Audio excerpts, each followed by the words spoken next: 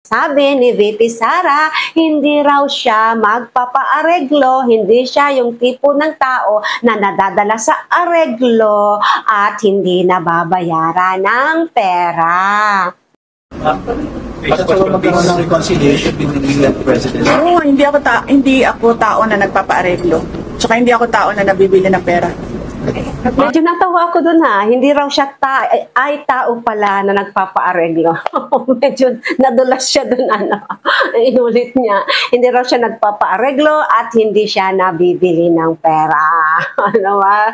Grabe na ito. VP Sara, iba ka talaga.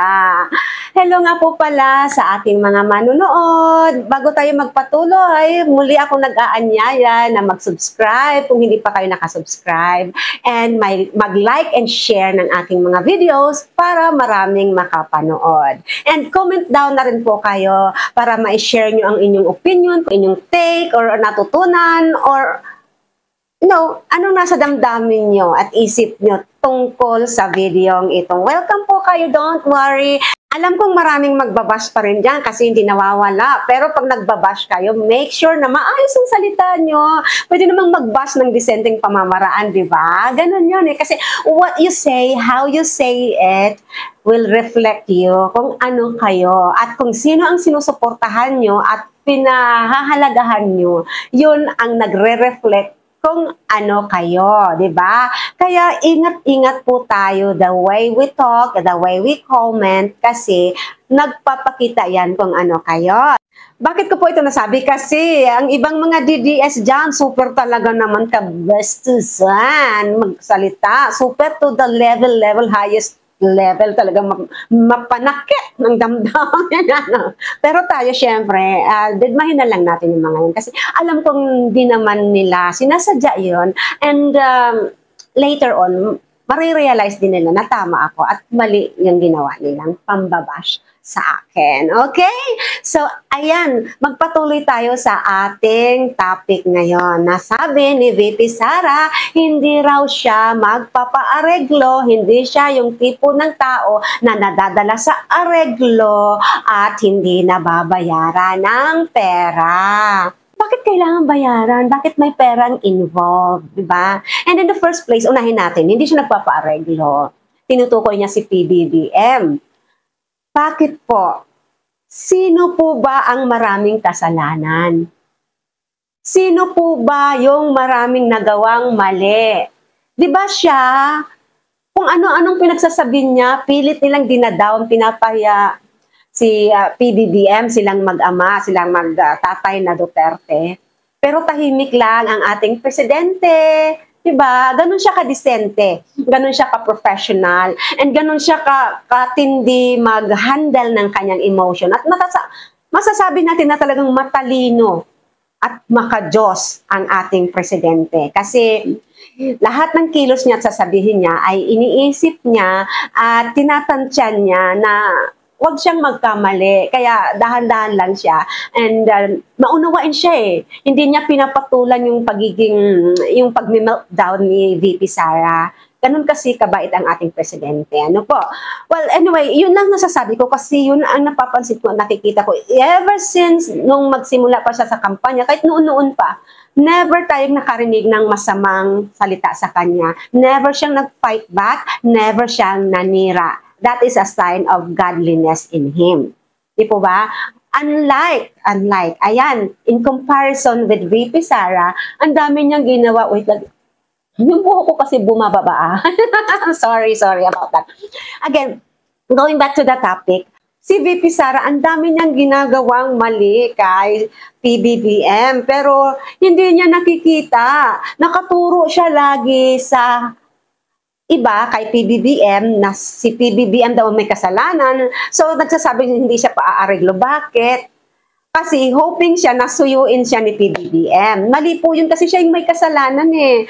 She should be the one na sumuyo, magpakumbaba at humingi ng patawad at aminin niya sa sarili niya na sa pinaggagawa niya, lalo siyang nawala ng mga supporters. Kasi dati akong sumusuporta sa kanya. But because of her demeanor at sa mga pinapakita niya na sabi niya siya daw yung presidente ng impyerno at sa mga pinagagagawa niya talagang meltdowns, hindi ka tanggap-tanggap as a government official, especially as the second highest ranking official. Hindi po talaga katanggap-tanggap. Okay. Now, when it comes to Arreglo, bakit Arreglo? Hindi daw siya nagpapabayad. Bakit? Naghihintay siya ng bayad. Hindi ba niya nalalaman na, ay nako, hindi raw siya nabibili ng pera, pero may issue siya sa confidential funds and yung COA hindi maipaliwanag ng maayos, ginigipit ng ating mga kongresista dahil mali yung report at kasabwat niya yung COA na ginigipit niya, nagpa-power tripping siya para walang magawa yung mga COA government officials natin, mga officials natin sa COA. Alam nyo naman yan, manood kayo ng hearing para alam nyo, hindi yung nagbabase lang kayo sa mga naririnig nyo sa mga vloggers. Manood kayo mismo ng hearing. Ang sa akin ay sinishare ko lang ang katotohanan. Di po ba? Dadun may confidential fund issue siya at marami siyang issue dapat ipaliwanag pa. Tumulong na lang po kayo, VP Sara. Tumulong na lang kayo sa pagpapaunlad ng ating bansa. Hindi dinadown nyo ang ating bansa, pinapahiya nyo ang ating bansa. Nag-iisa kayong VP na pinapahiya ang ating bansa. Nag-iisa kayong VP na umaatake sa ating presidente. Natahimik ito, wala namang ginagawa. Kundi ang ginagawa ng ating VP ay siraan, i-down, maliitin ang ating presidente. Bakit? For a deeper agenda. Kasi napag-usapan na nila yun ng kanyang ama. Alam niyo naman yan, di ba? Meron silang hidden agenda. Bakit nila sinisiraan si PBBM?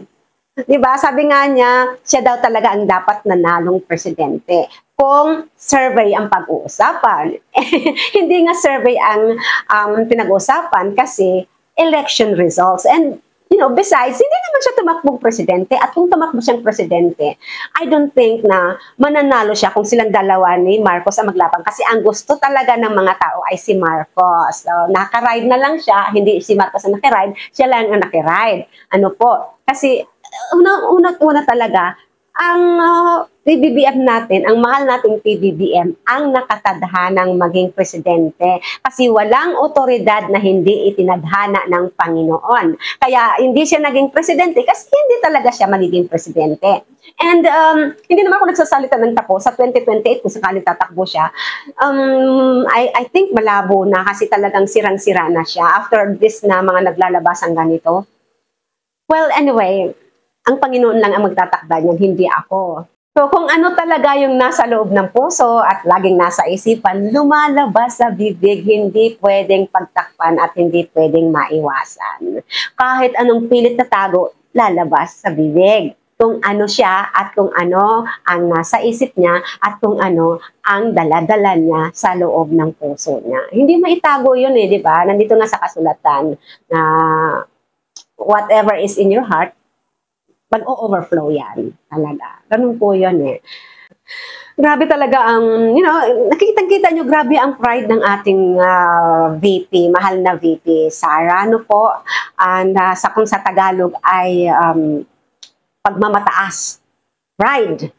Kataasan. Sobrang tayog ng tingin niya talaga sa sarili niya. So, grabe yung mga pananalita niya. Walang kapakumbabaan, walang kunting delikadesa kumbaga kasi ganun kataas ang tingin niya sa sarili niya. Alam natin na ang mga nagmamataas ay ibinababa, di ba? Ang nagpapakumbaba ay itinataas ng Panginoon. And yan ang sitwasyon nila ni PBBM ngayon. Si VP Sara nagmamataas, si PBBM nagpapakumbaba. So alam niyo nang mangyayari. Yung nagpapakumbaba, itataas.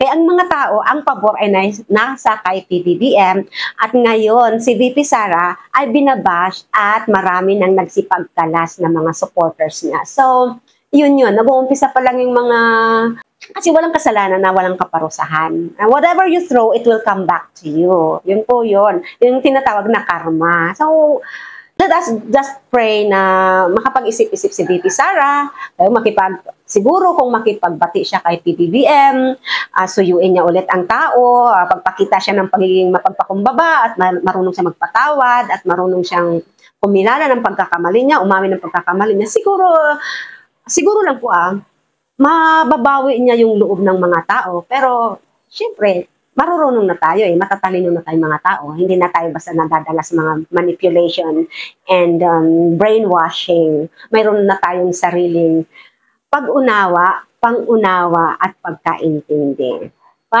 So maraming salamat po sa inyong panonood. Huwag kalimutang mag-subscribe, like, and share, and comment down your opinions. Welcome po kayo. And thank you so much. God bless you all. And Merry Christmas to everyone. Kahit sa mga hindi Kristiyano, I'm wishing you happy holidays and God be with you. Thank you so much. And like I always said, believe in yourself, believe in God, and share love. See you on my next vlog. I love you all. Thank you for your support. Bye for now.